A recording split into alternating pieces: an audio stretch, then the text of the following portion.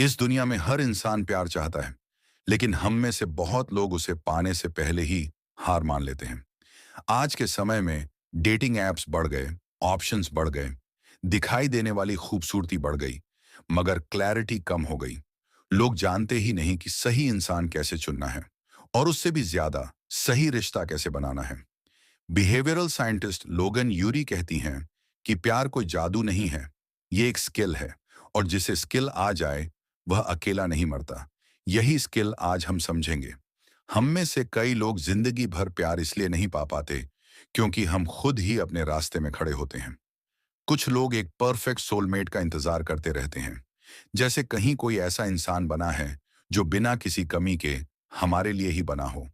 उन्हें लगता है कि प्यार किसी मूवी की तरह अचानक हो जाएगा और सब जादुई हो जाएगा।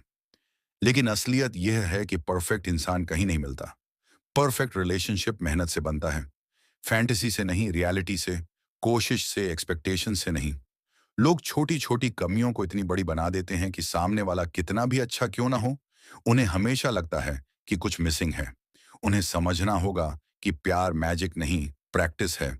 कुछ लोग ऐसे होते हैं जो हमेशा इससे बेहतर, उससे बेहतर और फिर उससे भी बेहतर पार्टनर ढूंढते रहते हैं।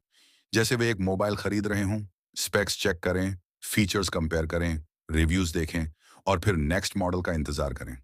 ये लोग डिसीजन ही नहीं ले पाते क्योंकि दिमाग में एक ही आवाज चलती रहती है, शायद इससे बेहतर कोई मिल जाए। लोगन कहती हैं कि दुनिया में परफेक्ट चॉइस नहीं होती, चॉइस को परफेक्ट बनाया जाता है। रिलेशनशिप में ग्रोथ इन्वेस्टमेंट से आती है, ऑप्शंस बदलने से नहीं। जब तक आप किसी एक इंसान को चुनकर उसके साथ इन्वेस्ट करना शुरू नहीं करते, तब तक कोई भी रिश्ता स्ट्रांग नहीं बन सकता। कुछ लोग ऐसे भी हैं जो कहते रहते हैं, मैं अभी रेडी नहीं हूं, करियर स्टेबल हो जाए, बॉडी ठीक हो जाए, पैसा बच जाए, कॉन्फिडेंस बढ़ जाए, तब डेटिंग करूंगा। इस सोमडे का इंतजार करते करते इंसान जिंदगी निकाल देता है। लोगन याद दिलाती हैं कि आप रेडी होकर शुरू नहीं करते, आप शुरू करके रेडी बनते हैं। अगर आप खुद को हमेशा इम्परफेक्ट मानकर रुकेंगे, तो आप कभी आगे बढ़ नहीं पाएंगे, क्योंकि आपने दुनिया में जितने भी लोग अच्छे रिश्तों में देखे हैं, वे भी परफेक्ट होकर शुरू नहीं हुए थे। उन्होंने जर्नी में सीखा, बदले और ग्रो किए। अब सवाल उठता है, सही इंसान कैसे पहचाने? शुरुआत में हमें हमेशा वही लोग सबसे ज्यादा पसंद आते हैं जिनमें चार्म, लुक्स या अट्रैक्शन ज्यादा होता है। लेकिन अट्रैक्शन टाइम के साथ फेड हो जाता है। जो चीज आज वाव लगती है, कुछ ही महीनों में नॉर्मल हो जाती है। असली रिश्ता उन क्वालिटीज पर टिकता है जो हमेशा रहती हैं। पेशेंट होना, समझदार होना, स्टेबिलिटी, ऑनेस्टी, मैच्योरिटी।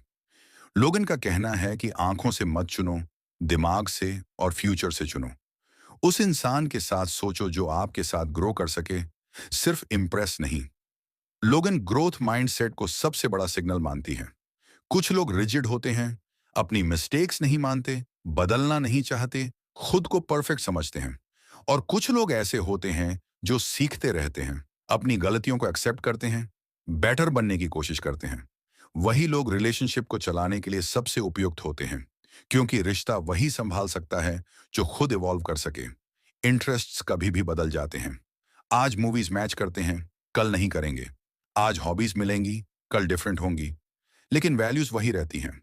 वैल्यूज मतलब honesty, respect, life priorities, future vision, family की इंपॉर्टेंस, कम्युनिकेशन स्टाइल।